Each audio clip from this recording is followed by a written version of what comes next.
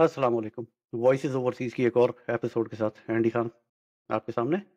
मेरे साथ आज दानिश काज़ी साहब हैं, एमक्यूएम के साबिक़ कारकुन। अ, जिए कराची के प्लेटफ़ॉर्म पे आप सब इन्हें सुनते रहते हैं। महाजिरों के हुकूक, मतरूका सिंध, इन सारे मौज़ूआत के ऊपर ये बात करते हैं।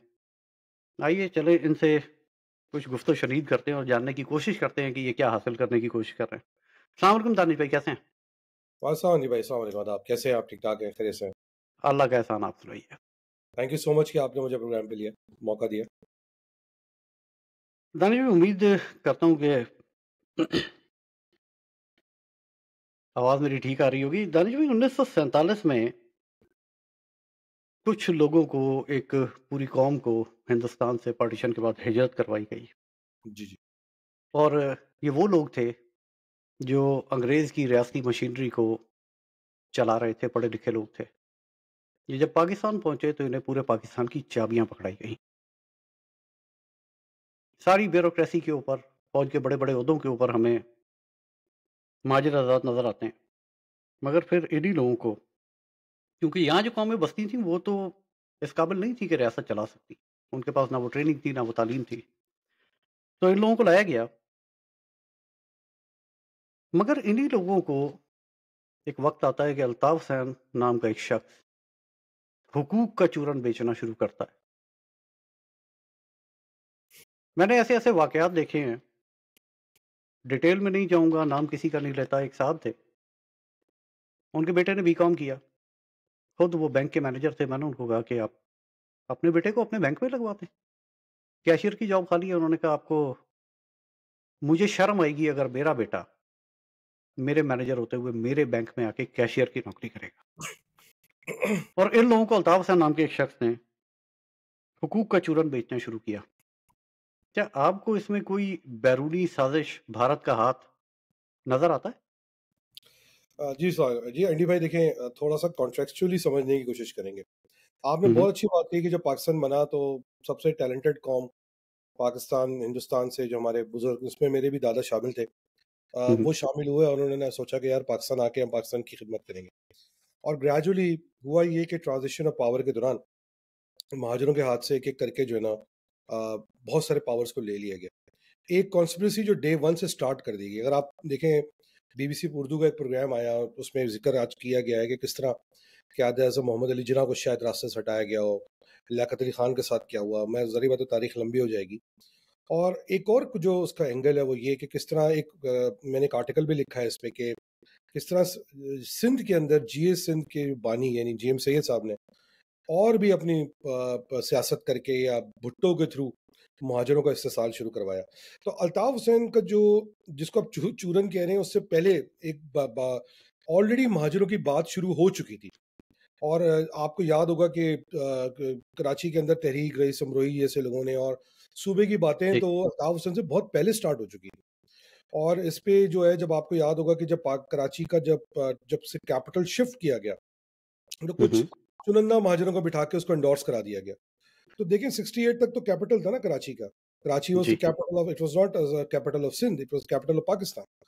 फिर उसके बाद जब भुट्टो साहब आए, तो भुट्टो साहब ने ज़ाहिर बात है कि जो उन्होंने खिदमात की उस वक़्त की एस्टेब्लिशमेंट की और मेरे एक आर्टिकल है इस पे अगर आप देखेंगे कि उनको बाकायदा मेरे हिसाब से उनको प्लांट किया गया था।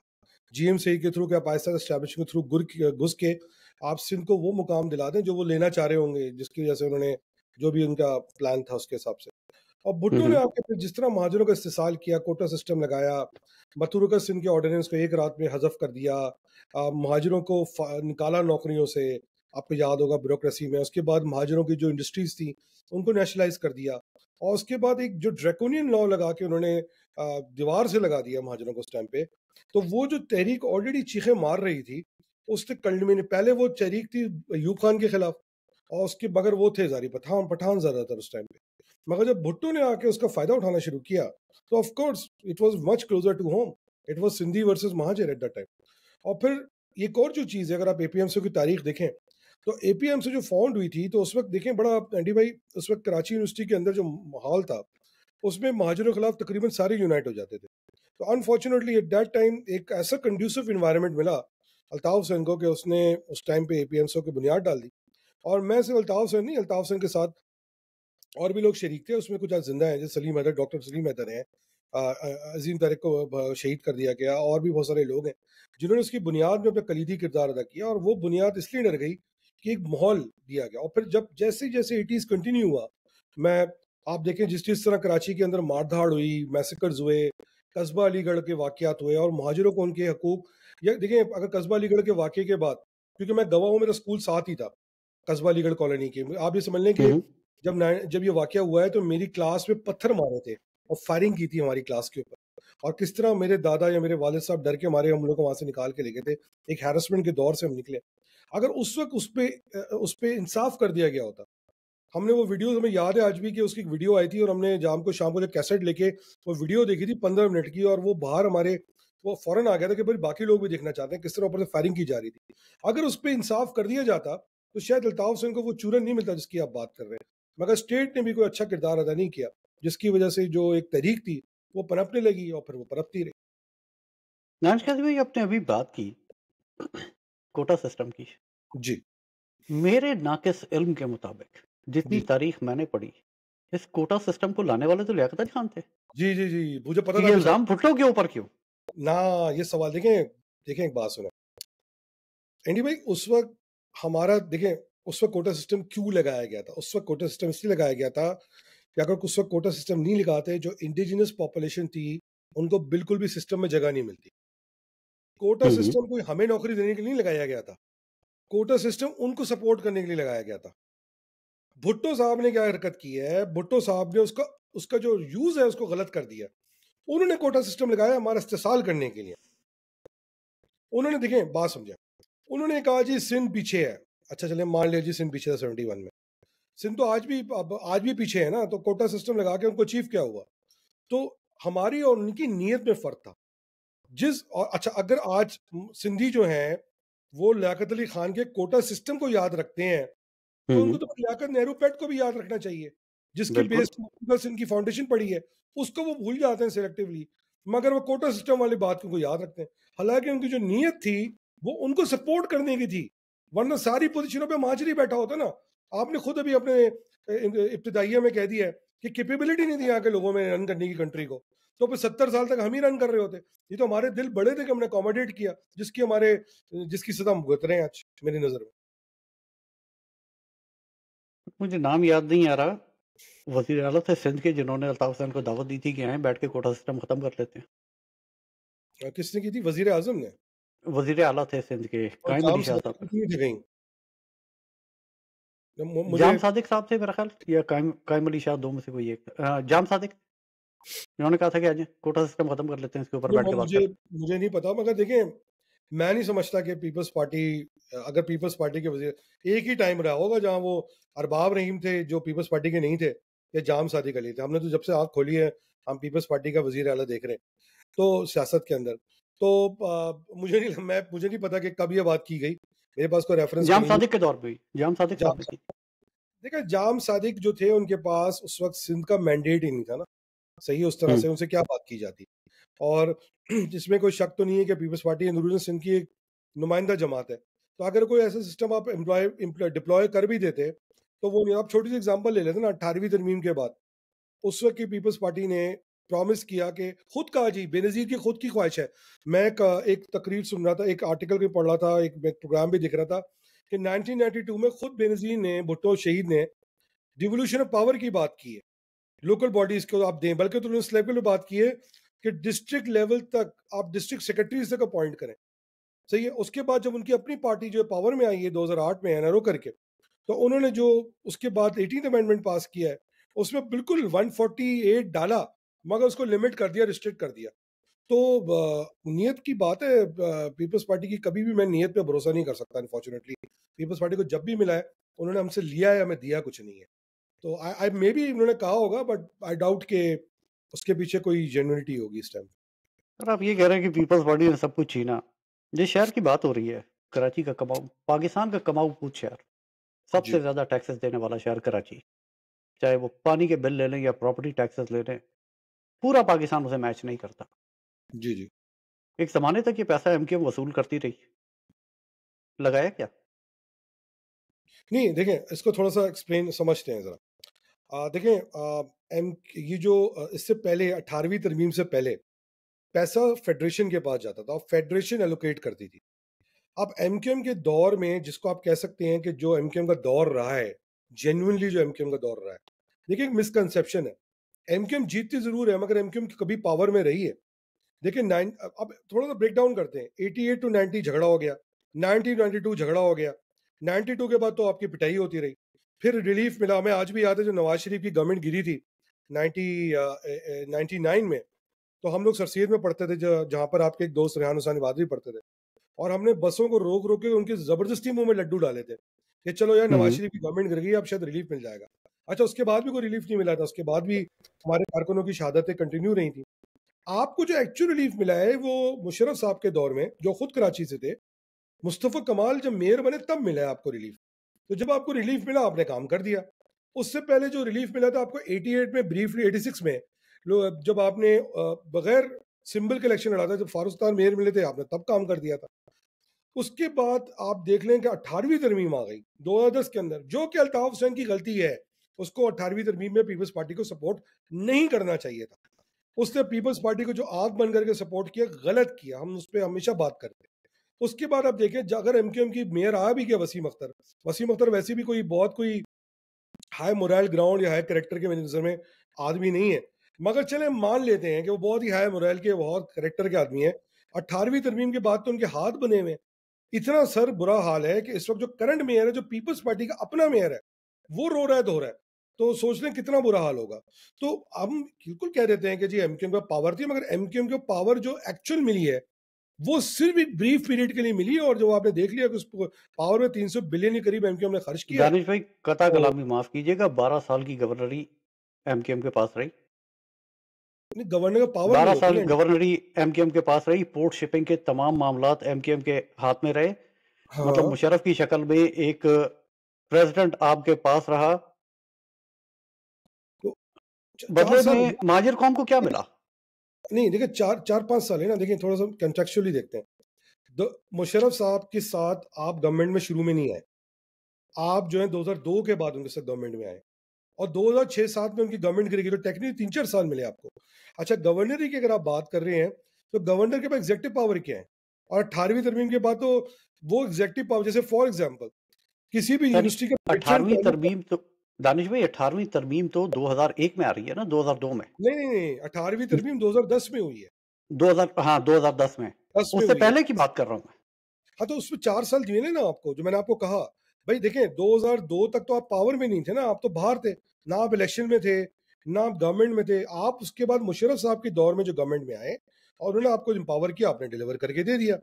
उसके बाद जब 18वीं तरमीम आ गई, जो कि अल्ताफ हुसैन की गलती है और उन लोगों की गलती है जिन्होंने जा जाके उसको चढ़ चढ़ के साइन करवाया, बिल्कुल वो निशान इम्तियाज लिए उन्होंने।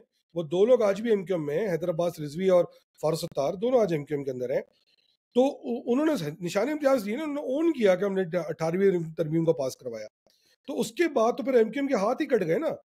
आप ये जरूर कह सकते हैं कि एमक्यूएम को इसलिए नहीं मिला कि एमक्यूएम ने अपने हाथ से अपने हाथ काट दिए, और जो उनको जो कुछ कर सकते थे उन्होंने गवा दिया। फिर 2013 में जो पीपल्स पार्टी ने प्रोमोट किया लोकल बॉडीज ऑर्डिनेंस को, उसके बाद जो बची कुची आपके पास पावर थी वो खत्म हो गई। उसके बाद तो पीपल्स पार्टी ने मेयर का इलेक्शन ही नहीं कराया। मेयर का इलेक्शन तो होके कोई 15-16 के अंदर जाके हुआ है, 17 में हुआ है, तो सॉरी 18 में हुआ है। तो आप मुझे बताएं, एमकेएम के पास तो पावर ही कहीं नहीं रही। वो मैं को डिफेंड नहीं कर रहा, मेरा, मैं चूंकि उस वक्त मैं एमकेएम के साथ था, तो उस वक्त की एमकेएम को मैं बिल्कुल डिफेंड करूंगा, मगर आज के एमकेएम को नहीं कर सकता। आज के एमकेएम को जो करना है आप करें, मगर उस वक्त की एमकेएम को मैं कुछ भी चश्मदीद गवाऊं, इसलिए मैं आपको कह सकता हूँ। पावर थी नहीं, या मैं यूं कहूं कि एक शख्स की लालच ने पावर आने ही नहीं दी? हाँ, इसमें देखिए मैं कोई डिबेट नहीं करूंगा आपसे। अल्ताफ हुसैन की जो अब हमें बातें पता चलती हैं, अल्ताफ हुसैन का जो भी एजेंडा, देखिए अब मैंने बहुत रिसर्च की एमकेएम छोड़ने के बाद, and I am very clear on one thing Andy भाई। मैं बहुत क्लियर हूँ कि डे वन से जो मुझे मुझे समझ में आता है कि अल्ताफ हुसैन जो जो चूंकि जेएम सैयद को अपना पीर मानते थे, और जो अगर आप कुछ किताबें पढ़ें तो उसमें ये भी लिखा हुआ है कि जब एमकेएम पे हमला हुआ तो पहले जो असले की ट्रांचेस है वो जेएम सैयद ने की थ्रू, जेएसएन के थ्रू आपको मिली थी। तो हम्म। आज देखिए अल्ताफ हुसैन जेएसएन के लीडर भी बन के बैठे हुए, इसलिए बन के बैठे हुए ना कि वो जेएम सैयद को अपना पीर मानते थे। तो एक जो चीज हमें आप समझ में आई एमक्यूएम छोड़ने के बाद, देखिए हम कोई अल्ताफ हुसैन की वजह से एमक्यूएम, मैं कम से कम अल्ताफ हुसैन की वजह से एमक्यूएम में नहीं था, मैं मुहाजिर कौस की वजह से एमक्यूएम में था, क्योंकि उस टाइम पे हमारे पास दो ही ऑप्शन थे 92 के बाद, या एमक्यूएम अल्ताफ हुसैन वाली थी या मुहाजिर कौमी मूवमेंट आफाक अहमद वाली थी। तो हमारे पास ऑप्शन कोई नहीं था। अगर हम इनको सपोर्ट नहीं करते तो और क्या ऑप्शन है? पीपल्स पार्टी मार रही है हमें, मुस्लिम लीग जो है उनका इंटरेस्ट ही नहीं कराची के अंदर, तो हमारे पास ले हम्म। दे के एमक्यूएम बचती थी अनफॉर्चुनेटली। तो ये चीज अब क्लियर हो जाती है कि शायद अल्ताफ हुसैन ने 18वीं तरमीम में भी जो पीपल्स पार्टी की सपोर्ट की, वो सिंध कार्ड को रेशनलाइज करने के लिए करी, क्योंकि आप देखें 18वीं तरमीम के बाद जो एब्सोल्यूट पावर चीफ मिनिस्टर को शिफ्ट हुई है, ट्रांसफर हुई है, वो एग्जैक्टली वही पावर है जो मुजीबुर रहमान ने 64 में मांगी थी, माइनस प्लस माइनस 1 और 2 पॉइंट्स। तो अगर जी। उस वक्त गलत था तो आप कैसे, तो आपने तो अपने हाथ, आज स्टेट रो रहा है ना, आज आप दोबारा 1 यूनिट की तरफ बात क्यों कर रहे हैं? क्योंकि स्टेट ने अपने हाथ कटा लिए।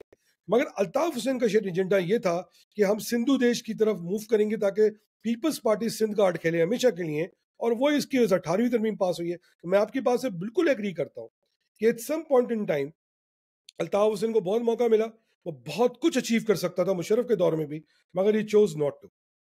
दानिश भाई, आपने 2-3 दफ़ा 92 के ऑपरेशन का जिक्र कर दिया। जी हकीम सईद का कत्ल, अजीम अहमद तारिक का कत्ल, 92 से लेकर 96 तक अपने ही कारकुनों की इंफॉर्मेशन सिंध पुलिस को और रेंजर्स को प्रोवाइड करते रहे। क्या ये 90 से नहीं निकलती रही इंफॉर्मेशन? देखिए, अब तो बहुत सारी चीज़ें एनडी भाई रिकॉर्ड पे आ गई हैं। रफ्तार टीवी के चैनल है, आप देखें उसमें कितने जर्नलिस्ट आके, अब तो बहुत सारे जर्नलिस्ट हैं जो उस वक्त के एक्टिव थे, वो आके अपनी टेस्टिमनीज रिकॉर्ड पे दे रहे हैं। मुझे अगर मैं इनको ये तो बहुत बहुत मेजर टेस्टिमनीज हैं। और देखिए, मुखबरियाँ जिन लोगों ने करी होंगी, मुझे नहीं पता वो इंस्टीट्यूशनलाइज मुखबरियाँ थी या पर्सनल हसद थे या आपस की रिफ्ट थी, मगर एक चीज़ ज़रूर है, मैं आपको एक वाक्य बता देता हूँ। मुझे एक बहुत सीनियर लीडर ने, मैं नाम नहीं ले रहा क्योंकि पर्सनल बात हुई थी, मगर उन्होंने मुझे एक वाक्य सुनाया था कि 1994 के अंदर जब बेनज़ीर की गवर्नमेंट आई, तो हम्म। जनरल मुशर्रफ उस जमाने में डीजीएमओ होते थे। तो जी। उन्होंने फोन करके बोला कि जी बेनज़ीर साहबा, ये तो आप जो एमके के खिलाफ जिनापुर का केस चल रहा है, जिसकी वजह से हमने एमके के खिलाफ इतना बड़ा ऑपरेशन किया है, हमें तो उसमें कोई सदाकत नजर नहीं आ रही। और अब देखिए, बाद में जनरल इम्तियाज बिल्ला ने इस बात को कंफर्म भी कर दिया। तो उन्होंने बोला कि यार ये खत्म हो गया, अब हमारी तरफ से मिलिट्री ऑपरेशन खत्म हो गया एंड दिस इज ओवर। अब मसला क्या था कि एमकेएम तो वीक हो गई थी, हाउ कुड बेनजीर और टॉलरेट के एमकेएम वापस सिस्टम के अंदर आ जाए। उसके बाद जो ऑपरेशन शुरू हुआ, जो नसीरुल्लाह बाबर ने स्टार्ट करवाया पुलिस के हाथों जी। या रेंजर्स के हाथों, वो आर्मी ने नहीं करवाया। मैं कई दफा अपने महाजिर भाइयों को ये समझाता हूँ कि वो जो रेंजर्स थी, वो वाली रेंजर्स नहीं जो आज आपको दिखती है। आज रेंजर का स्ट्रक्चरली डिफरेंट है। It was not as ingrained with Pakistan army जो आज की हो सकता रेंजर्स हो। हालांकि आज भी जो रेंजर्स है पूरी तरह इनग्रेन्ड नहीं है पाकिस्तान आर्मी के साथ। तो इस पॉइंट को देखते हुए कि वो जो दौर में किलिंग्स हुई हैं, वो सिर्फ और सिर्फ एमकेएम को कट टू साइज करने की बात की। अब आपने एग्जांपल दिया हकीम सईद का। देखिए एंडी भाई, हकीम सईद का जो मर्डर है ना, वो आज तक भी स्टैब्लिश नहीं हो पाया कि वो किसने किया। अगर है तो किसी को जिस तरह आपने एक इल्जाम है सौलत मिर्जा भाई को फांसी दे दी, आप दे देते हकीम सईद के भी मर्डर को फांसी। सही है। तो आज तक तो वो भी स्टैब्लिश नहीं हुआ ना। और हकीम सईद जो थे उस वक्त एमकेएम के खिलाफ नहीं यूनाइट हुए थे, ऑर्गेनाइज हुए थे। वो कुछ और लोगों के खिलाफ, वो आर्टिकल आज आपके सामने आ रहे हैं। हकीम सईद हो, अब्दुल सत्तार ईदी हो, उन्होंने उस जमाने में किसके बारे में बात की थी? तो इसका सिर्फ शक एमकेएम पे करना तो जायज नहीं बनता। और अगर दानिश है भाई, तो दानिश भाई, साथ में दानिश भाई, एक इशू जिसके ऊपर अल्ताफ हुसैन साहब बात किया करते थे, कोटा सिस्टम के ऊपर तो हमने बात कर ली। दूसरा इशू वो था मैसूर पाकिस्तानियों का। जी। नाकामी की वजह आपको क्या नजर आती है उनकी वापसी में? वो तो आज भी कैंपों देखिए, में पड़े हुए हैं। नहीं, बिल्कुल आप सही कह रहे हैं। ये अल्ताफ हुसैन की ज्यादती है कि उन्होंने हमारे बिहारी भाइयों के साथ नहीं कुछ किया। हालांकि एमके में एक बहुत बड़ी तादाद ने बिहारियों ने साथ भी दिया, कुर्बानियां भी दी, शहीद शहादतें भी दी।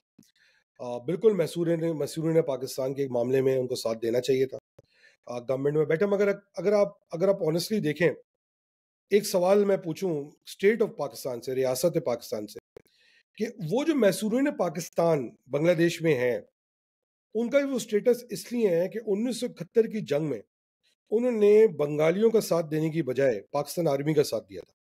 नहीं तो अगर अल्ताफ वो हुसैन साहब तो खुद बलूचिस्तान राइफल्स का हिस्सा थे, तो मैं तो उन्हें भी बंगालियों का कातिल मानता हूँ। हाँ, तो देखिए वो पता नहीं वो ट्रेनिंग कर रहे थे, क्या कर रहे थे, वो मुझे नहीं पता वो कहाँ थे। सुमियानी बीच पे कहीं उन्होंने 4 बुलेट फायर किए होंगे, तो मुझे नहीं पता उस बारे में। तो मगर कबूल तो करते हमें हैं वो अपने मुँह से, टिकटॉक के ऊपर बैठ के बात करते हैं, वो कहते हैं मैं फ़ौज में था। जी, जी, बिल्कुल। वो फ़ौज में क्या थे, वो कमांडो होंगे, हम क्या कह सकते हैं, वो तो माशाल्लाह से काय वो बानी है, महाजर भी हैं उनके बकौल तो। मगर बात ये है हाँ, बात ये है बात ये है कि देखिए अल्ताफ हुसैन का मैं एक वाक़या भी आपको सुना रहा था, मैं दोबारा पब्लिक कंज़म्पशन के लिए सुना देता हूँ। अल्ताफ हुसैन की कहावत कुछ ऐसे है, जब मैं आपको वाक़या सुना रहा था कि एक चशमदीद गवाह के हिसाब से कि एक दिन दीवार पे ना कराची यूनिवर्सिटी के सामने जो पहाड़ है, उस पे लिख रहे थे, अल्ताफ हुसैन को रिहा करो।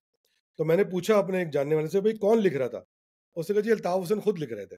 तो इस दिस डिफाइन्स अल्ताफ हुसैन, ठीक है? और इस तरह के जो बहुत सारे नमूने अल्ताफ हुसैन ने छोड़े हुए हैं, आज भी बहुत सारे आपको नजर आएंगे इस तरह। मगर coming back to the point, जो मेरा पॉइंट रह गया, बिल्कुल अल्ताफ हुसैन ने कुताही की। और हमें याद है उस जमाने में नवाज शरीफ ने कोशिश की थी कि बहुत सारे मसूरों ने पाकिस्तान को मूव करे, कुछ 300-400 खानदानों को मूव भी किया था। मगर जी। मुझे एक बात बताए ना एंडी भाई, ये क्या सिर्फ और सिर्फ अल्ताफ हुसैन की जिम्मेदारी? इन बिहारियों ने जो सगों फंसे हुए हैं, जिनका स्टेटस बहुत बुरा है, आज भी मेरी उन एनजीओ से बात होती है जो वो मैसूर ने पाकिस्तान के लिए काम कर रही हैं, क्या रियासत पाकिस्तान की जिम्मेदारी नहीं थी इनको वापस लाने की? या वो इंतजार कर रही थी कि अल्ताफ हुसैन ही कुछ कहेगा, या दानिश काजी कुछ कहेगा, या सिंध का कोई कराची का महाजर बिहारी लीडर कहेगा तो हम लेके आएंगे? ये पाकिस्तान खुद क्यों नहीं लेके आया? और आपको एक बात बताओ एंडी भाई, इससे इतना खतरनाक एग्जाम्पल मिलता है कि आपने उन लोगों को डम कर दिया जिन्होंने आपके साथ शाना बशाना जंग लड़ी वहां पे। तो कल खुदा न खास्ता अगर पाकिस्तान का दोबारा ये हाल हो जाता है, मिसाल मैं आपको एग्जांपल देता हूँ, सिंध के अंदर सिंधु देश की तहरीक स्टार्ट हो जाती है, आप महाजरों से क्या एक्सपेक्ट करेंगे? वो सिंधियों के साथ खड़े हो या पाक फौज के साथ खड़े हो? क्योंकि हमें एक कहा जाता है, आप देखें मैसूरी ने पाकिस्तान का क्या असर हुआ। तो ये तो एग्जाम्पल ही गलत थी ना कि अल्ताफ, ठीक है अल्ताफ हुसैन ने नहीं की, मगर स्टेट तो कर सकता था ना एंडी भाई। उनके वो क्यों सो रहे हैं आज तक सो रहे हैं, किससे रोका है लाने के लिए? वो पीपल्स पार्टी की गवर्नमेंट थी ना एंडी भाई, मुझे बात बताएं, जब जब ये झगड़ा स्टार्ट हुआ तो पीपल्स पार्टी की गवर्नमेंट थी ना, जी, तो बिल्कुल। पीपल्स पार्टी की गवर्नमेंट क्यों नहीं लेके आई बिहारियों को? गुड्डू बिहारी, हमें आज तक हम समझते रहे गुड्डू बिहारी औरंगे टाउन में पीपल्स पार्टी इलेक्शन जीतती आई, उनके लिए क्यों नहीं किया कुछ पीपल्स पार्टी ने? अपने तासुब के अंदर इस डर से कि मजीद बिहारी और मुहाजिर कराची में आके रहना बस शुरू कर देंगे। और पंजाबियों ने कहा कि यार ये मजीद बिहारी हमारे सर पे क्यों आए, इनको सिंध में जाना चाहिए। असल मसला ये था एंडी भाई, और ये मसला था, इसलिए वो बेचारे आज मैसूरी पाकिस्तानी बन के रह रहे हैं और सजा भुगत रहे हैं 1971 में पाक फौज का साथ देने की। तो ये अल्ताफ हुसैन का अकेले कसूर नहीं है एंडी भाई, हमारा कसूर है, मैं भी शामिल हूँ, आप भी नहीं तो शामिल अल्ताफ शामिल। हुसैन तो खुद पाक फ़ौज थे ना। अरे यार वो छोटे मोटे कोई संतरी वंतरी लेवल से भी छोड़े, आप क्या कंपेयर करें, was nobody in the army. NCC आपने की होगी ना एंडी भाई, आपने एनसीसी की होगी ना, आपने आपके दौर में एनसीसी मैं तो होती थी। बाकायदा फ़ौज में नौकरी कर चुका हूँ, छोड़ो इस चीज़ को तो आप। तो बस आप समझ लें कैडेट थे, वो नेशनल कैडेट कोर के कैडेट थे, जो कौन सी वो फौज होती है जो कंस्क्रिप्ट कर दी जाती है, इस तरह कोई वैल्यू नहीं। अच्छा, आज के दौर में हमें जो है वो आर्मी चीफ साहब भी बात करते हुए सुनाई देते हैं। मौजूदा क़यादत भी इसके ऊपर बात करती हुई सुनाई देती है कि कराची को और हैदराबाद को मिला के या सिर्फ़ कराची को एक अलग सूबा बनाया जाए। जबकि उसके अंदर बहुत सारी कोताहियाँ जो हैं वो वक़्त के साथ हो चुकी हैं। ज़िला मलीर का बनना, आधे कराची को तो वैसे ही अलहदा कर दिया गया। जी, मलीर को कराची से वैसे ही अलहदा किया जा चुका है, पीपल्स पार्टी अपना काम कर चुकी है। जी, जी। अल्ताफ़ हुसैन साहब के दौर में ये आवाज़ हमें उठती हुई क्यों नहीं सुनाई दी, किस चीज़ की, सूबे की आवाज़? कराची सूबे की? देखिए, अल्ताफ़ हुसैन तो मैं आपको बताऊँ इसके एक वाक़या है, मैं एक और सीनियर लीडर का नाम नहीं ले रहा, ज़ाहिर बात है पर्सनल बात है, मगर सिंध 1 सिंध 2 की एक कैंपेन डिज़ाइन की गई हुँ, हुँ। 2011-12 के अंदर, और उसपे बहुत मटीरियल तैयार किया गया और एकदम अचानक से अल्ताफ़ हुसैन ने उस कैंपेन को रोक दिया, ठीक है? इसके अलावा मुशर्रफ साहब जब ज़िंदा थे, तो ये मुझे खुद मनोवन ने खुद फेस टू फेस फिलबदी बताया कि हमने अल्ताफ़ हुसैन को, मैंने खुद ऑफ़र की थी कि सूबा बना लो, मगर उसने इस बात को इनकरेज नहीं किया। और मुझे आज इस बात का पूरा यकीन है कि ये इसलिए नहीं किया एंडी भाई, क्योंकि मैंने जैसे आपको थोड़ी देर पहले कहा, अल्ताफ़ हुसैन हमेशा से सिंधु देश का हामी था। तो वो सिंध के डिवीज़न में बिलीव नहीं करता था। सही है, एक बात तो ये हो गई। दूसरी बात, जो कुछ लिमिटेशंस हो सकते हों, देखें अब मसला ये है कि कई मुहाजिर ऐसे हैं जो अंदरून सिंध में रहते हैं, और उनको ये फिक्र है कि अगर कोई सूबा बनने की बात होती है तो हमें फिर वहां से अंदरून सिंध से हिजरत करनी पड़ेगी। अच्छा, मैं इस बात के खिलाफ हूँ, मैं नहीं मानता इस बात को। भाई देखें, जब सूबा बनेंगे अगर दो सूबे इंशाल्लाह बनते हैं, और मैं आपके मरीर वाले पॉइंट को भी जवाब एड्रेस करता हूँ, तो भाई जो महाजिर सिंध में रह रहा है और कराची में सिंध में रह रहा है वो सिंध में रहे, उसको वहां से निकालने की क्या जरूरत है? और जो सिंधी कराची में रह रहा है वो सिंध कराची में रहे, उसको क्या, ऐसा तो नहीं होगा ना कि जो सिंध में महाजिर रह रहे हैं अंदरून सिंध में, उसको सिंधी निकाल देंगे, तो क्या मैं अगर कराची में सिंधी रह रहा है तो मैं क्या उसको यहाँ से निकाल दूंगा? भाई पाकिस्तान में ही है ना सूबा, कोई अलग मुल्क तो नहीं बन रहा। तीसरी बात ये है कि जो आपने मलिर की बात की, अगर जनरल साहब, चूंकि अब ये समझ लें कि SIFC के तहत अगर आपने कराची को डेवलप करना है और कराची के अंदर आपने फॉरेन इन्वेस्टमेंट लेके आनी है, तो मेरी सोर्सेज के हिसाब से जो फॉरेन इन्वेस्टर्स हैं वो पीपल्स पार्टी की गवर्नेंस से खुश नहीं है। वो कहते हैं जी हम सिर्फ आर्मी की, देखिए मसला तो पैसा लाने का नहीं है, मसला सिक्योरिटी का भी है। मसला देखें ना, अभी एक हादसा हुआ एयरपोर्ट पे, उसकी जी। इंटेलिजेंस तो इंटरनल लीक हुई है, सही है, और वो क्या पर्पसली लीक की गई है, किसी और से लीक की गई है, वो तो वक्त ही बताएगा। मैसेज देने के लिए चाइनीज को कि आपने किससे बात करनी है, आपने इनसे बात नहीं करनी। तो kind of the point of the matter is Andy भाई, कि सबसे इंपॉर्टेंट फैक्टर ये है कि अगर आर्मी चीफ के जहन में आ जाता है कि भाई मुझे सिंध को प्रोविंस बनाना है, तो मलिर क्या, वो हैदराबाद को भी कराची में डाल देंगे, वो फिक्र की बात नहीं है मुझे। मैं आपको पीपल्स पार्टी की बदमाशी बताता हूँ। अभी मेरी कोरंगी में कुछ लोगों से बात हो रही थी, PTI का चेयरमैन है, इतनी बदमाशी लगाई हुई है कोरंगी के अंदर कि जो ऑफिसर्स उनके खिलाफ, उनकी करप्शन के खिलाफ आवाज उठाते हैं, उनको सस्पेंड करके साइड में लगा दिया जाता है। पीपल्स पार्टी ने जो बदमाशी लगाई हुई है, तो मैं ये समझता हूँ जिस दिन आर्मी चीफ को समझ में आ गया ना किसी भी पाकिस्तान के मुक्तदर हल्के को कि सूबा बनाने के बाद वो बातें जो कराची के बिजनेसमैन ने चीफ साहब को कही हैं कि सर अगर आप सूबा बना देते हैं, हमें आप सिक्योरिटी दे देते हैं, हमें इन्वायरमेंट दे देते हैं, तो हमें, आपको कसम है, आपको दुनिया में जाके कशकोल उठा के घूमने की जरूरत नहीं है। कराची अकेला पाकिस्तान को $700 मिलियन से ज्यादा की GDP ग्रो करके दे सकता है। तो दानिश भाई, ये कोई रॉकेट साइंस नहीं है, जिसमें उनका मूड बनेगा कुछ भी हो जाएगा और कोई कुछ कर भी नहीं पाएगा। ये एक आखिरी बात, आपको याद होगा जब पंडू अंकल छावनी बन रही थी, हम्म। तो जी हम नहीं बनने देंगे, हम ओवर अ डेड बॉडी, हम जान दे देंगे, हम यूं कर देंगे। अभी पिछले दिनों डॉक्टर सलीम हैदर का मैं इंटरव्यू सुन रहा था, बड़ा अच्छा उन्होंने वाक्य सुनाया कि ये बातें सब में बचपन में सुनते थे, ओवर अ डेड बॉडी। क्या हुआ, सबसे बड़े कॉन्ट्रैक्टर ही पन्नू अंकल छावनी के अंदर वो GS इनके लीडर्स से, तो छोड़ देना सर, ये तो सब हो ही जाता है, सर कोई ऐसी बड़ी जीएस बात। सिंध के, आपने कई दफा जिक्र कर दिया जीएस सिंध का और GM सैयद साहब का। एक तारीखी फैक्ट है, 1934 के अंदर सर शाहनवाज भुट्टो जिस वक्त पीपल्स पार्टी बना रहे थे, तो वो GM सईद के घर पे बैठे हुए थे। NPP बना रहे थे, national people's party. National people's party. जी जी जी जी, ये GM सईद के घर पे बनी थी, जी फिर जी। बाद में यही पीपल्स पार्टी कहलाई। देखिए मैंने एक बहुत इंपॉर्टेंट, मैं आपको फॉरवर्ड कर दूंगा लिंक, और मैंने जैसे आपसे कहा कि भुट्टो तो प्लांटेड था मेरी नजर में, बिल्कुल। सही है, क्योंकि देखिए वो लयपालक मैं बच्चा था एस्टेब्लिशमेंट का, उसमें मैं उसमें आपको कोई बताता शक हूँ, नहीं है। देखिए मैं आप बात समझा, असल में GM सैयद से एक मिसकैलकुलेशन हो गई। GM सैयद जो थे, देखिए एक बात समझिए आप, दिलरुख सिंह का जो केस है ना बड़ा इंपॉर्टेंट है, हम क्यों बोलते हैं। मैं देखिए एज ए कॉम बात करता हूँ, हर कॉम के लिए 3 चीजें इंपॉर्टेंट होती हैं, जबान, जमीन और कल्चर। माशाल्लाह से जबान हमारी पूरे पाकिस्तान की अमानत है।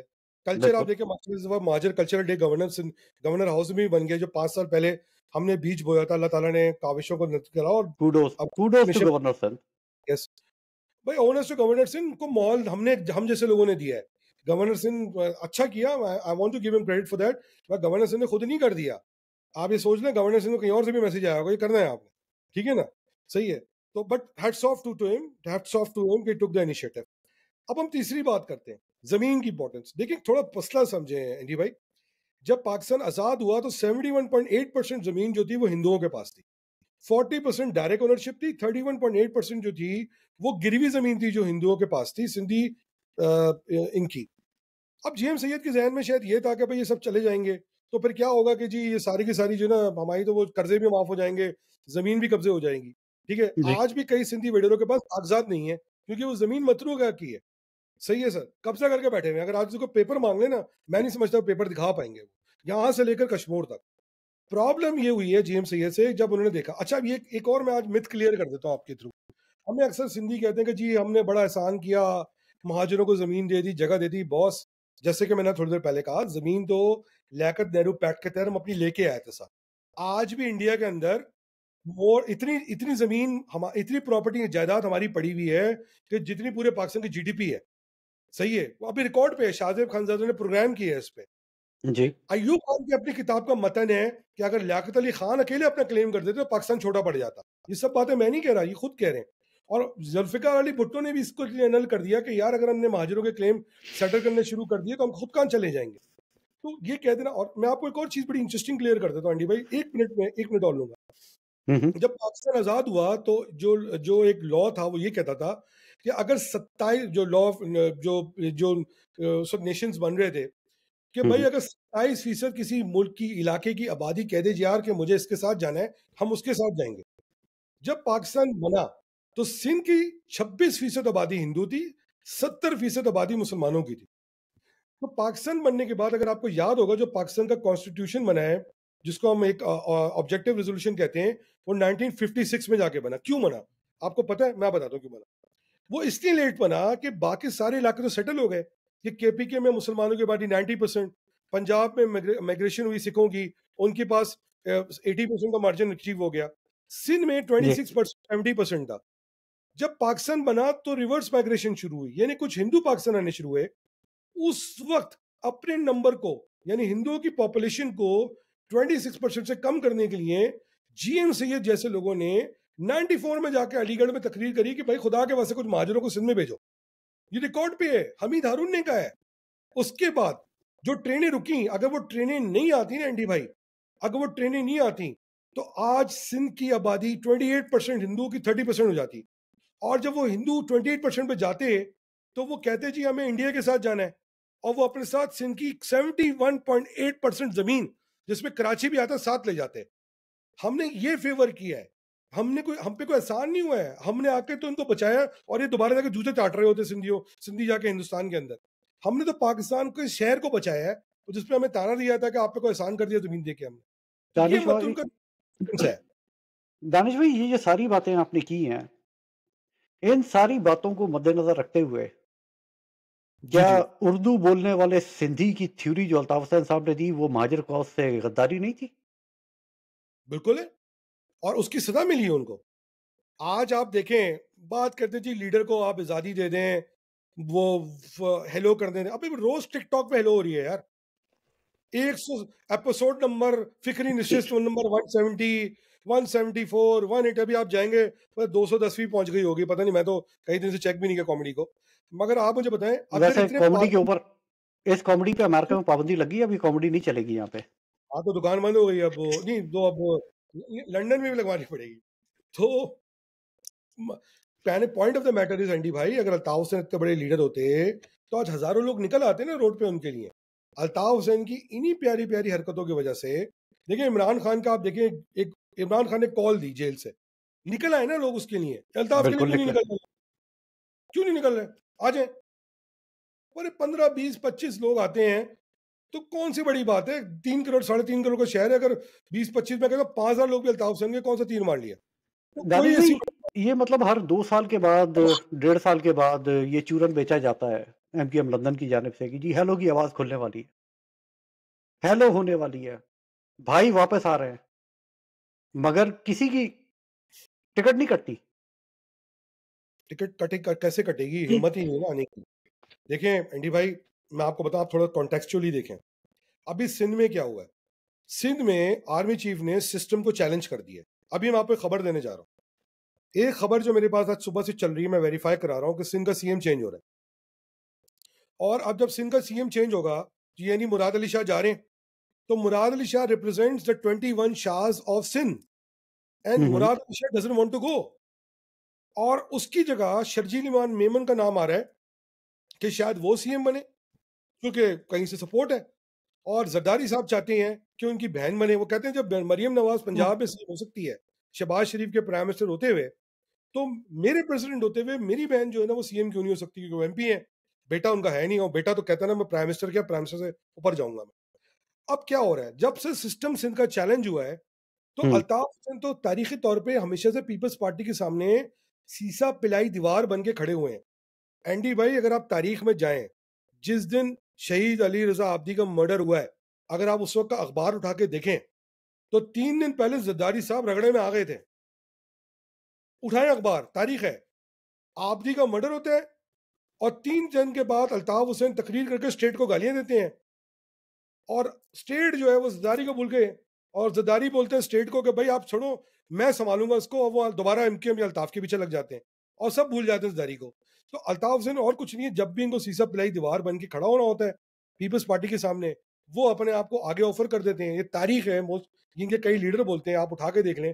और उसके बाद क्या होता है, स्टेट भूल जाता है पीपल्स पार्टी को, वो माजरों के पीछे लग जाता है। तो अभी भी यही हुआ है, अभी स्टेट ने सिस्टम को चैलेंज कर दिया है कि इसको चेंज करो, करप्शन को चेंज करो, खत्म करो करप्शन को। कैसे बर्दाश्त होगा? हिस्सेदार है ना, अपने मंच पसंद लोगों को पीपल्स पार्टी में पार्क किया हुआ अल्ताफ हुसैन ने। आज की न्यूज शुरू के 3-4 लोग जो गए थे, तो जाहिर बात है वो कैसे टॉलरेट करेंगे, पीपल्स पार्टी के खिलाफ ऑपरेशन चल रहा है, तो वो ऐसा काम ही करें। और कराची के अंदर अमन खराब करना है, आप एमक्यूएम लंदन को खड़ा कर दें ताकि एमक्यूएम लंदन अमन खराब कर दे और स्टेट सब भूल के जो है वो दोबारा माजरों की पिटाई शुरू कर दे। ये मकसद होता है, इसके अलावा कोई वजह नहीं होती। स्टेट कभी अलाउ नहीं करेगी अल्ताफ हुसैन को वापस। आपने अभी अली रजा हैदर आब्दी भाई की बात की, जी जी जी। अली रजा आब्दी भाई की बात की आपने। 1992 से एक ट्रेंड हमने देखा। जी 1992 में ऑपरेशन शुरू होता है, वो ऑपरेशन चलता है कुछ अरसे, उसके बाद अल्ताफ हुसैन साहब का बयान आता है, अखबारों के अंदर मौजूद है कि इस ऑपरेशन से हमारे अंदर क्लींजिंग का प्रोसेस हो गया। ये शोहदा को डिसोन करने का जो सिलसिला है, how do you see it? Unfortunate है। अल्ताफ हुसैन क्या महाजरों का वफादार है या अल्ताफ हुसैन महाजरों का गद्दार है? क्या है अल्ताफ हुसैन? नहीं, अल्ताफ हुसैन मेरी नजर में तो महाजरों का लीडर ही नहीं है ना, अब तो वो सिंधु देश का लीडर है, ठीक है। और अल्ताफ हुसैन का जो एक मखोटा था या जो उसे एक मास्क उसने इतने सालों से पहना हुआ था, वो निकल के अब सामने आ गया जब उसने तकरीर में बैठ के बोला कि तुम अपने आप को तुम मक्कड़ हो अगर तुम हाजिर कहोगे अपना। सही है, वो कौन सा इनका लीडर था, सरकी परकी, जिसके साथ उन्होंने बात, पता नहीं कौन सा एक बंदा था जो मर गया है, वो उसके साथ बोला उन्होंने बात को टीवी में बैठ के। मैंने तो नहीं कहा, उन्होंने खुद कहा कि रिकॉर्ड पे, ये भी नहीं कि मुझे उम्मत अखबार ने बताई ये बात, खुद आके तुमने वीलॉग पे या टीवी पे आके, सॉरी अपने चैनल्स पे आके बात करी है। अल्ताफ हुसैन तो मेरे नजर में महाजर को लीडर ही नहीं है। अब जो आपका सवाल है कि 92 के बाद से जो भी हमारे साथ हादसा हुए हैं और जो इनक्लेंसिंग है, बिल्कुल कई दफा अल्ताफ हुसैन ने खुद लिस्ट दी है उन लोगों की कि यार ये मेरे हाथ से निकल गए, as recent as 2013-14। I rest my case. पता नहीं 30 लोगों की लिस्ट ही, पता नहीं कितनी लिस्ट है, खुद दी है लिस्टें। उसके बाद जब नो बट जो मैंने बात कही थी कि अपने कारकुनों की खुद मुखबरियां करते रहे, अब आप उसकी तस्दीक कर। मैं तो देखे ना, आपसे डिबेट ही नहीं कर रहा, मगर point of the matter is कि मगर देखिए ना, स्टेट भी तो रुतलेस हो गया था ना एंडी भाई। देखिए ना, अगर बहने जनाजे शुरू कर दें उठाना, अगर आप देखें जो अब रफ्तार टीवी के तवज्जो से हमें भी बहुत सारे पता है, तो रिकॉर्ड पे आ रही हैं, अगर ये मैसेजेस मिलें कि यार अगर आपको अपने भाई से मिलना है या अपने बाप से मिलना है या अपने मियाँ से मिलना है तो एक रात हमारे साथ गुजारो, तो आप पे ख्याल में जो कारकुन बाहर निकलेगा वो उस ऑफिसर को छोड़ देगा? क्या करेगा उसके साथ? आप माशाल्लाह से, आपने बताया, आप माशाल्लाह से जिस इलाके से हैं, आपकी गैरत बर्दाश्त करेगी कि आपकी माँ बहन बेटी के साथ कोई बात करे? किसी सूरत में नहीं बर्दाश्त करेगी। कोई कौम नहीं करेगी, कोई गैरतमंद कौम नहीं करेगी। वही हुआ उन ऑफिसर्स के साथ, ठीक है। तो आप बताएं, बिल्कुल चले अल्ताफ हुसैन ने मुखबरी कर दी, मगर मैं आपको एंडी भाई, मैं आप खुद गवाह हूं उस बात का। देखिए मैं आपको बताऊं, मैं डीजे कॉलेज से पढ़ा, जब मैं डीजे कॉलेज में जाता था, हमें साइड में करके हमारी स्पेशल तलाशी ली जाती थी, ठीक है। बिल्कुल ली जाती थी। मैं आर्मी रिक्रूटमेंट सेंटर में गया, मुझे कहा गया कि आप महाजिर की औलाद हो। मैंने तो अपने आप को महाजिर नहीं कहा था आर्मी रिक्रूटमेंट सेंटर में, सही है। उसके बाद आप कुर्ता पजामा पहन के मोटरसाइकिल पे जा रहे हैं तो आपको रोक के जो है आपको मुर्गा बनाया जाता था, आपकी जामे तलाशी की जाती थी। क्यों भाई? अगर अल्ताफ हुसैन ने 4-5 लोगों की लिस्ट दे दी थी तो आपने पूरे महाजिरों को विक्टिमाइज करना क्यों शुरू कर दिया? कोई जीन्स पहन के घर से निकल जाता तो बहुत बड़ा दहशतगर्द हो जाता था। I remember all that. कि कलफ पहने, कपड़ा पहन के कोई निकल जाए या जीन्स पहन के निकल। मैं आपको बताऊं, मैं मिला हूं जिशान काजी से, आपको एक रात का वाकया सुना, मैं नॉर्थ कराची में रहता था, हालात खराब थे, बहुत टेंशन थी, शहर बंद था, हम रात के में मोहल्ले में क्रिकेट खेल रहे थे, तो निशान काजमी साहब जो गुजरते थे तो वो उनकी एक गाड़ी होती थी, मुझे याद है मरगला होती थी, व्हाइट कलर की, टिंटेड, और पीछे कॉन्वॉय चलता था। तो वो मेरी गली में घुसे तो मेरे हाथ में बल्ला था। अच्छा, मेरे वाले साहब गवर्नमेंट ऑफिसर थे तो थोड़ा सा हम गट्सी थे, मगर सारे तो नहीं थे ना मोहल्ले के अंदर। निशान काजमी ने गाड़ी रोकी, शीशा नीचे किया, कहता है कि क्या कर रहे हो, क्रिकेट खेलने? तो उन्होंने कहा जी तुम्हें डर नहीं लगता, हालात खराब है शहर के? मैं आप इतने बड़े कन्वॉय के साथ घूम रहे हैं तो फिर भी डरने की जरूरत है? तो अब उसके बाद दो चीजें हो सकती थी, या मैं उठा लिया था और उस वक्त वो हंस के चला गया, मगर आप सोचें अगले दिन जब मेरी वालदा को पता चला तो मोहल्ले में क्रिकेट खेलना बंद कर दिया लड़कों ने। फिर तो ज़ीशान कादिम को एमकेएम ने नहीं लगवाया था पुलिस में? देखिए, एमकेएम अब की बहुत भर्ती सारी थी। चीजें, बहुत सारे, कोई कहता है साउथ अफ्रीका यूनिट का था, कोई कुछ कहता है, कोई कुछ कहता है, आप भी जानते हैं, मैं भी जानता हूँ। वो कहते हैं ना, वो अपनी दुकान, देखिए पॉसिबल भी है और वो फिर मुनहरिफ हो गया, ऐसा तो नहीं है, मैं आपके पास से डिसएग्री भी नहीं कर रहा, बहुत सारी स्टोरीज हैं इसके बारे में। मगर एक चीज जरूर है, जिस टेनेसिटी के साथ इन लोगों ने महाजरों पे जुल्म किया है, चीरे लगाए हैं, ठीक है, उसमें बहुत सारे लोग हैं जो कहते हैं जी फला को मार दिया, फला का वो कर दिया। अरे तो यार, आपके अब्बा जब ऑर्डर देते थे चीरे लगाने के, तो आपने क्यों नहीं रोका अपने अब्बा को? वो बाद में किसी ने निकल के बदले ले लिया, इसको चीरे लगाया, तो बुरा किस बात पे लग रहा है? तो जुल्म का बदला जुल्म ही होता है ना यार, कोई थोड़ी होता कि आप लोगों से ज्यादती करते रहो फिर आपके साथ कोई ज्यादती ना हो। अच्छा, ये कैसे possible है? दानिश भाई आपका जो बहुत बड़ा इश्यू है जिसके ऊपर आप बहुत ज़्यादा वोकल हैं, ये मतरूका सिंध वाला इश्यू। जी सर। मुझे साबका क़यादत भी, मौजूदा क़यादत भी सारे इसके ऊपर खामोश नज़र आते हैं। क्यों? वजह क्या है? मैं आपको बताऊं वजह क्या है। सेल्फिश इंटरेस्ट है, बहुत सारे लोगों की अंडरस्टैंडिंग्स हैं, बहुत सारे लोगों की हो सकता है अपना कोई प्रॉपर्टी का इंटरेस्ट हो, ठीक है ना। और दूसरी बात, point of the matter is, ये विजन का प्रॉब्लम है, इनको समझ नहीं आती कि इनको रोहिंग्या से सीखना चाहिए। हुँ, हुँ। रोहिंग्या की आप तारीख उठा के देखें, 92 तक Rohingyas were in the system of Burma. हुँ, फिर हुँ। जब रोहिंग्या के साथ शुरू हुआ ऑपरेशन, उनकी वो औकात हो गई कि आज उनके पास कोई इलाका नहीं है। क्यों? रोहिंग्या भी माइग्रेट करके गए थे बर्मा के अंदर, सही है। और अगर आप रोहिंग्या की हिस्ट्री उठा के देख लें, बर्मा के अंदर जो उनके साथ शुरू हुआ है, it is very symmetrical to what is happening to us in the last 10, 15, 20 years. तो ये विजन का प्रॉब्लम है एंडी भाई। देखिए, सब लकीर के, ज्यादातर लकीर के फकीर हैं, ठीक है, ज्यादा लकीर के फकीर हैं। इनको ये पॉइंट समझ नहीं आ रहा कि अगर आप सुबह भी मांगते हो और आप पे कोई बात बोलते हो, आप बोलो यार मतरूका जमीन मेरी है, क्यों शर्मा रहे हो? अच्छा, मैं कोई ये तो नहीं कह रहा कि मुझे उठा के 72% जमीन दे दो। मैं तो आपके प्रोग्राम के थ्रू, और बल्कि होने जा रहा है मुझे लगता है, मैं सपोर्ट करता हूं, मैं तो आपके प्रोग्राम के थ्रू ये कहता हूं कि ये 72% जमीन जो महाजरों की है, और अगर आप हमें नहीं दे सकते, मैं पाक फौज को ऑफर करता हूं, ये आप ले लें और इसको SIFC में डाल दें, और SIFC में इस पे काश्त करें और उस काश्त से पैसे एक्सपोर्ट करें और पाकिस्तान की इकोनॉमी को बनाएं। मगर ये 72% जमीन जो है, इन वडेरों के हाथ से ले लें, क्योंकि इसके ये पानी भी पी रहे हैं, ना ये टैक्स दे रहे हैं, अपने हारियों पे जुल्म कर रहे हैं, पूरे शहर पे जुल्म कर रहे हैं, पूरे सूबे पे जुल्म कर रहे हैं, और पाकिस्तान की इकोनॉमी को ढेला भी नहीं दे रहे, और हाकिम और जाबिर बन के, ओलिगार्क्स बन के बैठे हुए हैं पाकिस्तान की सियासत पे, सिंध की सियासत पे, ओलिगार्क्स बन के बैठे हुए हैं, और कुछ नहीं है। मैं स्टेट को अपील करता हूँ, ये 72% जमीन महाजरों की तरफ से आपको गिफ्ट करते हैं, आप SFC पे इसको फॉरन इंक्लूड करके उस पर प्रोजेक्ट स्टार्ट कर दें। और बल्कि लगता है कि अभी जो 1 मिलियन एकड़ है, अगर आप देखें जितनी भी सिंध की जमीन है, वो यूं एब्जॉर्ब हो जाएगी, और टारगेट भी शायद यही है SFC का, मेरी नजर में। अनिल भाई एमक्यूएम अल्ताफ हुसैन की क़यादत में या मौजूदा क़यादत में मौसर आपको कहाँ नज़र आती है? देखिए, अल्ताफ हुसैन का तरीक़ेकार था, अल्ताफ हुसैन जो लीडर बना, इसमें वो over a period of time बना। अल्ताफ हुसैन की तर्ज सियासत वायलेंस की सियासत थी, कि अगर आपने आपने अगर अगर आपने मिसाल ने भाई के बारे में कुछ कह दिया तो अस्तगफुरुल्लाह नाउज़ुबिल्लाह, आप वाजिबुल कत्ल हो गए, ठीक है, बकौल जो कायद का मुस्ताद गद्दार है वो मौत का हकदार है। का वही तो गद्दार, मैं और पढ़ जिन्होंने नारा दिया वो खुद शहीद हो गए उसी कायद के हाथों, कि आपको पता है किसने नारा दिया था, ठीक है, वो खुद विक्टिम बन गए उस नारे का, ठीक है ना। तो पता है ना आपको किसने दिया था नारा? जो कायद का गद्दार है, वो मौत का हकदार है। I am not sure. मैं बताता हूँ आपको, ये इमरान इमरान फारूक शहीद भाई का नारा है, उन्होंने दिया था, वो खुद विक्टिम भी बने उसके बाद में, अल्लाह ठीक है ना। अकबर। तो कहने का मकसद ये है कि मेरी बात हो रही थी मुस्तफा भाई से एक दिन, उन्होंने कहा यार इतना मुर्तद हो गए थे कि अल्लाह ताला नाउज़ुबिल्लाह हमें माफ करे, मैंने जब छोड़ा अल्ताफ को, मैंने काबा की दीवारें पकड़ पकड़ के माफिया मांगी है अल्लाह ताला से। आप यकीन करें एंडी भाई, नौकरी गवा दी, जिंदगी की फिक्र नहीं, फैमिलियां छोड़ दी, नहीं यार भाई को कुछ नहीं करना, भाई को कुछ नहीं करना, दोस्तों से लड़ लिए, भाइयों से लड़ लिए, रिश्तेदारों आपको से लड़ लिए। पचास लड़ लिए, मजहब से दूर हो गए। हमने आज तक अल्ताफ हुसैन का मजहब, तो आपने सुनी थी तकरीरें क्या थी, कि बच्चा कैसे पैदा होता है, दीन से दूर हो गए, सब कुछ दूर हो गए। मुर्तद बना दिया था अल्ताफ हुसैन ने। हम अल्ताफ हुसैन के लोगों के लिए, आज मेरी किसी से बात हो रही थी, एक बंदे के ऊपर जिक्र आया, मैं कहा भाई अगर आप इस बंदे को इस प्रोसेस में घुसाएंगे कि वो तो फासिस्ट है, वो तो अल्ताफी है, वो नहीं चेंज हो सकता, उसका ब्रेन ब्रेन वॉश हो चुका है, उसको सिर्फ अल्लाह ताला ये हिदायत दे सकता है। तो अगर आपने उसके साथ चला तो वो मामले को बार बार अल्ताफ की तरफ लेके जाएगा, आप कुछ भी अचीव नहीं कर पाएंगे।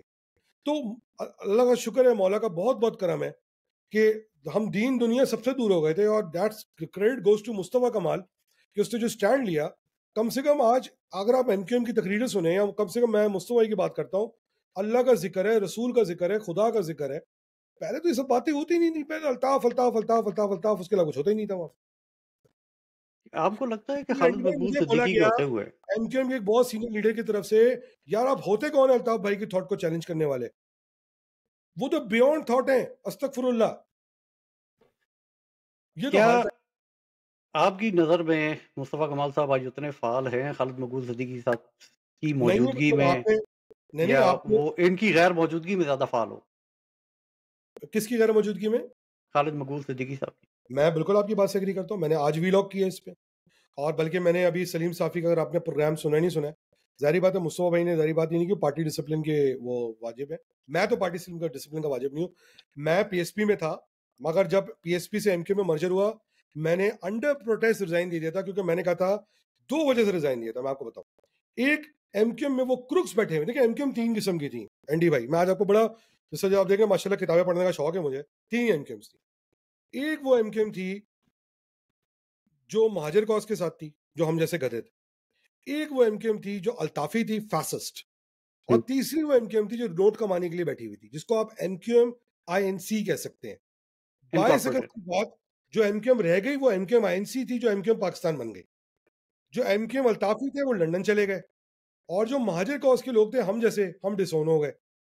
फिर जब पीएसपी से हम दोबारा, मैं कम से कम जब एमक्यूएम मर्जर हुआ तो मैंने तो बहुत अपोज किया इसको। अब मैं रिकॉर्ड पे हूँ, कभी आपकी कभी, और मेरे खैर कोई औकात नहीं है, I am nobody in politics, but मेरा ये व्यू था कि ये चीज गलत हो रही है। खैर एक व्यू ये भी था कि अगर अगर एक चांस ये था एंडी भाई कि अगर आप दोबारा ज्वाइन नहीं करते एमक्यूएम को, तो खालिद मकबूल एमक्यूएम उठा के दोबारा अल्ताफ हुसैन के हाथ में दे देता। और वो ही अभी कुछ बहुत दिन बड़ा पहले, क्लेम कर रहे हैं हम दानिश भाई। जी जी, बिल्कुल, ये मैं नहीं क्लेम कर रहा, ये कहीं और से क्लेम हुआ है जब भी एमक्यूएम का मर्जर हुआ है। आप समझे मैं क्या कह रहा हूँ, जिसने भी करवाया उसके दिमाग में भी बात चल रही है कि अगर आपने ये एमक्यूएम को रिफाइन नहीं किया तो ये एमक्यूएम दोबारा अल्ताफ हुसैन के हाथ में चली जाएगी।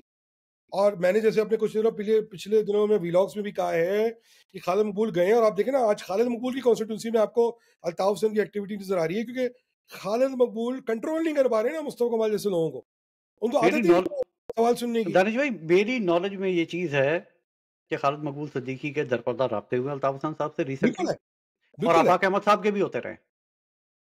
सर मैंने 3-4, अभी आप पता नहीं, मैं आपने मेरी किस्तें सुनी, मैं किस्त 1 2 3 4 5 करता हूँ, उसमें आप सुनिएगा किस्त 1 2 में मैंने क्लेम किया है कि आज से कुछ महीने पहले जब लंदन इलाज कराने गए हैं, तो खालिद मकबूल ने ये बात कही है अल्ताफ हुसैन को कि भाई माफी तलाफी करिए, और किसी तरह मेरी इनसे जान छुड़ाने के लिए आप वापस आओ। तो अल्ताफ हुसैन ने कहा कि आप मेरे लिए रास्ते बहाल करो, क्योंकि खालिद मकबूल कंट्रोल नहीं कर पा रहे।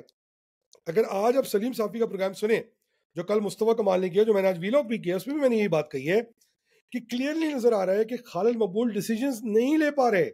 मुस्तफा कमाल ने क्लियरली बोल दिया कि 26वीं तरमीम के वक्त खालिद मकबूल अपनी लल्लो बंद करके बैठे हुए थे, जब बाकी पार्टियां फाइट दे रही थी। क्यों? सेटिंग हो गई थी। और मेरे पास मुस्तनिद लोगों ने एमक्यूएम की लीडरशिप में यह बताया है कि जब उनसे पूछा गया भाई आप किससे पूछे कमिट करके आ गए, तो पता क्या बोला, यार गलती हो गई, अगली दफा ख्याल रखूंगा। मैं मजाक नहीं कर रहा आपसे। तो दानिश भाई, फिर वो जो मुक्तदरा वाली न्यूज़ दी थी आपने इसी वजह से दी थी? कौन सी वाली? मुक्तदरा ने जो फैसला किया खालिद मकबूल सिद्दीकी को हटाने का, वो इसी वजह से आपने ये खबर दी थी? नहीं देखे ना, उनको उनकी भी इंसल्ट हो रही है ना, आप देखें ना उनकी भी इंसल्ट हो रही है। वो कह रहे हैं यार देखो तुम्हें हमने सीटें दिलवा दी, इंक्लूडिंग खालिद मकबूल की सीट, खालिद मकबूल तो हार हुँ। गए थे बुरी तरह, ठीक है, तुम्हें यार तुम कम से कम डिफेंड तो करो ना यार, तुम कुछ कुछ तो दिखाओ ना यार, तुम ट्राई कर रहे हो। चलो भाई तुम तो ब्लेटेंटली दिखा रहे हो, तुम ब्लेटेंटली दिखा रहे हो कि यार तुमने हमारे कहने पे ये काम किया, तुम जलील करा रहे हो हमें। तो अगर ऐसे ही है तो बेहतर नहीं हम उन लोगों को लाके, हम उन लोगों को लाके बिठाएं जो कम से कम दिखाएं तो कि यार हमको फाइट दे रहे हैं। चलो, देखिए इनको मैं, सीटें तो मिल गई, लंदन वाले तो सीटों के नाम पे पैसे ही लेके खा गए। लोगों को ये कहता रहा हमारी सेटिंग हो गई है। झूठ बोलते हैं यार। देखिए जो लोग, देखिए एक बात सुने, अभी भी जो लोग बाहर निकले हैं, मैं आपको बहुत बड़ी खबर दे रहा हूँ, अभी जो लोग बाहर निकले हैं वो गुमशुदा नहीं, लापता भी हो सकते हैं। मैं बहुत बड़ी खबर दे रहा हूं आपके प्रोग्राम से। अगर लोग नहीं सुधरे, आज तक हम सुनते थे गुमशुदा हैं, फलां जगह पे हैं, वापस मिल जाएंगे 1 महीने 2 महीने के बाद, वो लापता भी हो सकते हैं। अच्छा, दानिश भाई आप एक चीज़ के ऊपर आपका तज़िया लूँगा। इस आदमी की वजह से, देखिए एक बात समझ लें एंडी भाई, देखिए एक बात हुँ, समझ लें, स्टेट की एक लाइन होती है, हर स्टेट की एक लाइन है। अल्ताफ हुसैन ने वो लाइन क्रॉस की है। अच्छा ये होता है ना, चलो यार हमें गलत फहमी है, लाइन क्रॉस है, हम भी इस गलत फहमी में जी रहे थे, नहीं यार लोग झूठ बोलते हैं, गलत बात करते हैं, अमन दुश्मन है, जमात इस्लामी का है, तकबीर का प्रोपेगेंडा है यार। तो अब आप खुद टीवी पे आके, इंडियन चैनल्स पे आके आप स्टेट को गालियां दे रहे हो, पाकिस्तान को बदुआ दे रहे हो, खुदा ना खास उस मुल्क को कह रहे हो, गालियां दे रहे हो जिस मुल्क की वजह से मेरे बाप दादा ने कुर्बानियां दी, अपनी जायदादें छोड़ के पाकिस्तान आ गए, जाने का मेरे खानदान में हिजरत के वक्त शहादतें मौजूद हैं, आप कह रहे हो पाकिस्तान तबाह हो जाए, कैसे मुमकिन है? तो आपने खुद गवाही दे दी ना, तो आपने वो लाइन क्रॉस कर दी, तो स्टेट कैसे आपको वापस आने देगा? ये क्यों नहीं लोगों को समझ में आ रही बात, जो पाकिस्तान में बैठ के आज भी इसकी माला जप रहे होते हैं। और मैंने आज एक और बात बोली एंडी भाई, मुझे पूरा यकीन है खालिद मकबूल आज की एमक्यूएम को इसलिए कामयाबी से नहीं चलने दे रहा कि इसके अल्ताफ हुसैन से राब्ते हैं, इसको पता है कि अगर एमक्यूएम कामयाब हो गई तो लोग अल्ताफ हुसैन को भूल जाएंगे। और मैं आपको एक और अंदर ही खबर दे रहा हूं, जो खालिद मकबूल की राब्ता कमेटी थी वो 80% अल्ताफी थी। केयरफुल वरा जो आज भी एमक्यूएम की फाइनेंसेस को देखता है, वो आज हुँ, भी हुँ। अल्ताफ हुसैन का आदमी है। मैं आपको बड़ी इंसाइट की खबर दे रहा हूं, वो आज भी अल्ताफ हुसैन का आदमी है। वो क्यों बैठा हुआ है आज तक फाइनेंसेस देख रहा है एमक्यूएम के, दानिश भाई इंक्लूडिंग फाउंडेशन। एक चीज़ के ऊपर आपसे तज़िया लेना चाहूँगा। वफ़ा फाउंडेशन के ऊपर तो मैं प्रोग्राम कर चुका, काफ़ी तफ़सीली उसके ऊपर बात हो चुकी। ये जो एक अ, पिछले 1 साल से हम एक तमाशा देख रहे हैं, बल्कि इससे ज़्यादा हो गया। मुस्तकिल इमरान खान की हिमायत, मुस्तकिल इमरान खान की हिमायत लंदन की तरफ से। हम्म। इसे आप कैसे देखते हैं? इससे महाजिरों की ज़ात को क्या फ़ायदा होगा? देखें बात सुन, इमरान खान को छितर पड़वाने, मैं आपको एक वाक्य सुनाता हूँ। मैं एक लड़के का इंटरव्यू किया, वो निकल के आया कस्टडी से। तो मैं उसको, जारी बात है आप भी जर्नलिस्ट हैं तो आप समझ सकते हैं, अपने सोर्स का हम नाम नहीं बता मगर इनडायरेक्टली जिक्र कर सकते हैं। तो उसने कहा कि मैं जो ना वो बिल्कुल निकलने वाला था, 2.5 महीने का, वो 3 महीने लगा के, एक होता है 3 महीने का चक्कर लगता था, जिसको चिल्ला कहते थे, चिल्ला काट के हुँ, निकलने वाला था। तो इन्होंने मेरे फेवर में वॉशिंगटन में व्हाइट हाउस के बाद प्रोटेस्ट कर दिया, और मेरी तस्वीर लगी हुई थी। कहते हैं वो तस्वीर देखी, मुझे मजीद छितर पड़े, और मैं 3 के बजाय 6 महीने के बाद बाहर निकला। ठीक है। तो मुझे ये लगता है कि अल्ताफ हुसैन तफरी ले रहे हैं। इमरान खान से और दुश्मनी निकाल रहे हैं। हाँ, और नहीं, पीटीआई के अंदर भी कुछ शरीफ लोग हैं, पीटीआई के अंदर कुछ ऐसे लोग हैं कि जो कोई मौका नहीं जाने देना चाह रहे स्टेट को रगड़ा लगाने का। और लेकिन अगर आपको स्टेट को रगड़ा लगाना है तो उसका सबसे बड़ा जो प्रोपोनेंट है वो आदमी है जो स्टेट के खिलाफ है, इंक्लूडिंग अल्ताफ हुसैन। और हुँ, पीटीआई भी दो हैं, मैं आपको बड़ा क्लियर बता रहा हूँ, दो पीटीआई हैं। एक वो पीटीआई है जो पाकिस्तान के साथ पेट्रियट है, और एक वो पीटीआई है जो फैसिस्ट हो गई है, जो पाकिस्तान से बाहर बैठ के कहती है बस हमें हमारी मर्जी का दे दो, बाकी फौज गई भाड़ में, आर्मी गई भाड़ में, सब गया भाड़ में, हमारी मर्जी का हमें मिल जाए। मुल्क तो भी ये गया भाड़ में। सब गया, खत्म हो जाए ना, बस पाकिस्तान जो है ना वो खत्म हो जाए, बस हम जो है ना वो पावर में हमारी मर्जी का आगे बैठ जाए।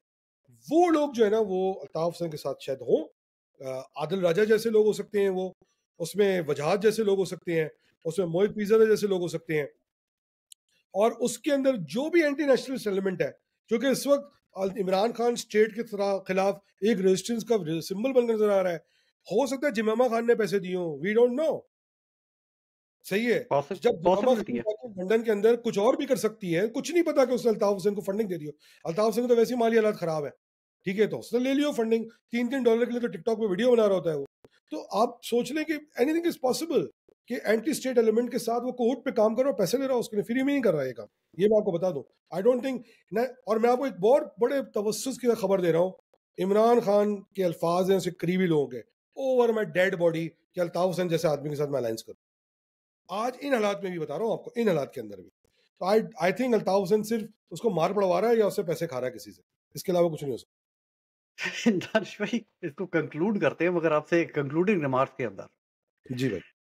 अल्ताफ हुसैन महाजिरों के लिए रहमत थे या ज़हमत थे? देखिए, मैं अल्ताफ हुसैन के दौर को 2 या 3 हिस्सों में डिवाइड कर दूँगा, ठीक है?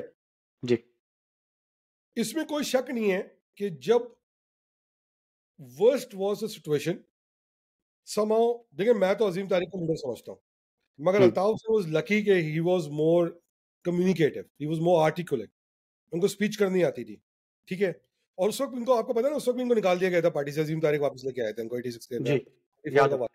ये बाहर चल रहे थे, इंतज़ार करते मेरी बारी अब आएगी वापस पार्टी में आने की। तो और फिर अज़ीम तारिक के साथ भी देखें क्या हुआ। तो कहने का मकसद सिर्फ़ और सिर्फ़ ये है कि उस वक़्त अल्ताफ़ हुसैन का बस आप समझ लें कि lucky, right timing, right moment, एक वेव बन गई थी उस ज़माने में, महाजरों का इस्तेसाल हो रहा था, मुश्किलात थीं, अल्ताफ़ हुसैन उस वेव का फ़ायदा उठाया, लीडर बन गए। मगर ये अल्ताफ़ हुसैन की अकेले की काविश तो नहीं थी ना। अल्ताफ़ हुसैन की तो पूरी जो मशीनरी थी, जो सिस्टम चला रही थी, जो पार्टी ऑर्गेनाइज़ कर रहे थे, जो आज जि जिस ज जिनको आज अल्ताफ़ हुसैन गालियाँ देते हैं, जिनको शहीद करा दिया, अज़ीम अहमद तारिक, इमरान फ़ारूक, उस हुँ, वक़्त पाक अहमद ले लें आप, आमिर खान ले लें, अनीस अहमद कायम खानी ले लें, ये सब लोग थे जो पार्टी चला रहे थे, सही है? तो ये कोई अल्ताफ़ हुसैन आइसोलेशन में नहीं थे। सही है, अल्ताफ हुसैन फेस ज़रूर थे पार्टी का उस टाइम, सलीम शहजाद ले लें आप उस ज़माने में, अल्ताफ हुसैन एक फेस थे पार्टी का, एंड दैट्स इट। तो उसके बाद जो अल्ताफ हुसैन के साथ जो भी हुआ, जो एक टर्मोइल आया उनके साथ, उनका मानसिक संतुलन खो गया, गंदे बच्चे हो गए, सस्ती वाली पीनी शुरू कर दी, I don't know what happened. And वो तो एंड मुझे किसी अब ने भी कहा पी रहे हैं। अब भी पी रहे हैं अगर टिकटॉक सुना जाए 2-3 दिन पहले तो मतलब जो बातें वो कर रहे थे साफ पता चल रहा था कि पीवी है। मैंने मैंने एक वीडियो डाली है उनकी, जिसमें बकायदा जाम बन रहा, आवाज आ रही है बर्फ गिरने की और पैक डालने की। आपको मैं भेज दूंगा वो वीडियो, मेरे पास है, आप शेयर कर दीजिएगा। तो भाई कटी सस्ती वाली पी रहे हैं यार, अब भाई इनको पिलानी तो अच्छी वाली पिला दो, खानदानी वाली पिला दो। बात ये हो रही है कि कटी सार पिला रहे हो, इतना पैसा हो गया तो मैं सुना है कटी सार पीते हैं। तो कहने का मकसद सिर्फ ये है कि भाई मुझे ये लगता है, एंडी भाई मुझे लगता है कि उनके साथ कोई ना कोई ऐसा कोई साइकोलॉजिकल इवेंट हुआ है जिसके बाद ही इज लॉस्ट इट, और जिसका गवाह ये है कि मुस्तफा कमाल ट्राई सेट कि try to rehabilitate him, but then yes, आपको पता है जब बंदे का कोई साइकोलॉजिकल इवेंट हो, ट्रॉमा हो जाता है और वो उनका हिल जाता है, तो चूंकि उनको ट्रीटमेंट नहीं मिला है, तो it has been a downward spiral from there. ये अल्ताफ हुसैन के साथ हुआ। अगर कोई ट्रीटमेंट हो जाता उस टाइम पे, उनको सही तरह रेमेडी हो जाती, उनका इलाज हो जाता, अगर वो अ, जिधर भी मेंटल असाइलम में या रिहैबिलिटेशन सेंटर में उनको डाला गया था, मेंटल असाइलम था, लोग रिहैबिलिटेशन कहते हैं, अगर वो 6-8 महीने का वहाँ पे टाइम लगा लेते, सही हो जाते, तो शायद आज अल्ताफ हुसैन के साथ हम अल्ताफ हुसैन को बैठ के उनका मजाक नहीं उड़ा रहे होते, आज वो लाइव पैक नहीं बना रहे होते टिकटॉक के ऊपर। चलें दुआ करते हैं कि अल्लाह सबके हाल पे रहम करे। देखिए एंडी भाई, एक चीज ना मैं आपको बता दूं, सबसे बड़ा नुकसान जो अल्ताफ हुसैन ने महाजरों को दिया, हुँ, और you have to give credit to people like Mustafa Kamal, जिन्होंने बगावत की इस आदमी के खिलाफ। वो कहते हैं गद्दारी, गद्दारी नहीं, बगावत की, बगावत, ठीक है? उस टाइम पे बगावत की, और ऐसा नहीं है कि हम लोग राब्ते में नहीं होते थे, हम सब राब उस टाइम पे बगावत की जब आप उनके में खिलाफ लड़ नहीं सकते थे, मार दिया जाता था आपको, ठीक है? होता क्या था कि अल्ताफ हुसैन बात करता था पाकिस्तान के खिलाफ, और पूरी महाजर कौम को गद्दार कहा जाता था, अनफॉर्चुनेटली, ठीक है? बिल्कुल ऐसे ही है। दिस इज द बिगेस्ट, आप यकीन करें एंडी भाई, मैं आंसुओं से रोया हूं कि जब मुझे अल्ताफ सिंह से गद्दार कहा गया, मेरे अपने जानने वालों ने, कि तुम गद्दार है पाकिस्तान हो, तुम अल्ताफ सिंह साथ हो। हालांकि खुदा रसूल पाक की कसम, आज तक कभी सोच भी नहीं सकते कि पाकिस्तान के खिलाफ कोई काम करे, ठीक है? दिल दुखता था, दिल फट जाता था, कलेजा था, दिल बाहर आने चक्कर था, लगता था फट जाए कि यार क्या सुनने को मिला, मेरे बाप दादा क्या मुझे पूछेंगे कि तूने उस मुल्क का गद्दारी करने की कोशिश की। रसूल पाक की कसम, कबर नसीब ना होगा अगर ऐसा सोचा होगा। मगर इस सल्ताव सिंह जैसे महाजिर पूरी कौम को गद्दारी का ठप्पा लग गया था, मतलब कि घरों में नहीं सो सकते थे। You have to give credit to people like Mustafa Kamal, जिन्होंने इस चीज को रोका। आज कम से कम महाजिर दोबारा अगर गवर्नर सिंह के घर में कल्चरल डे बन रहा है, तो किसी की परमिशन से ही बना होगा ना गंडी भाई। तो प्रॉब्लम स्टैब्लिशमेंट को महाजिर के साथ नहीं थी कभी भी, प्रॉब्लम महाजिर की उस क्यादत के साथ थी, जो शायद, जो आपने शुरू में बात कही, जो पीछे कहीं कांटेक्ट करके बैठी हुई थी, और किसी एजेंडा पे काम कर रही थी। ये तो कुलभूषण यादव ने पता नहीं क्या बताया होगा, हमें नहीं पता। और अब अल्ताफ हुसैन कभी पाकिस्तान आएंगे तो उनको चाय पिला के उनसे पूछा जाएगा, तो शायद वो कभी नहीं बता। आएंगे, जी, कभी नहीं आएंगे, कभी नहीं आएंगे। कभी नहीं इनकी आएंगे लाश भी वो। पाकिस्तान नहीं आएगी, ये मैं बता दूं आपको। भाई नदीम रिजवी ने अपने, आपने सुना ना, उसने $1 लाख का ऑफर किया है इनको कि जी मैं जी, एक सुना। लाख डॉलर एस्क्रो में डालता हूँ, आप $1 लाख एस्क्रो में डालें और आ जाए और ले लें $1 लाख। कितना मुश्किल था। तो वो नहीं डालेंगे, उन्होंने डाले ही नहीं उन्होंने अभी तक, इस टाइम चले, नहीं आएंगे। उम्मीद करते हैं दोबारा फिर किसी और वक्त अगर जिंदगी ने इजाजत दी तो इंशाल्लाह, बिल्कुल मुलाकात आइडिया। होती रहेगी। एंड जब कीप तक अप द के गुड लिए, work so much, keep up the good work, thank you so much. जब तक के लिए अल्लाह हाफ़िज़। अदाब, अल्लाह हाफिज, अल्लाह हाफिज।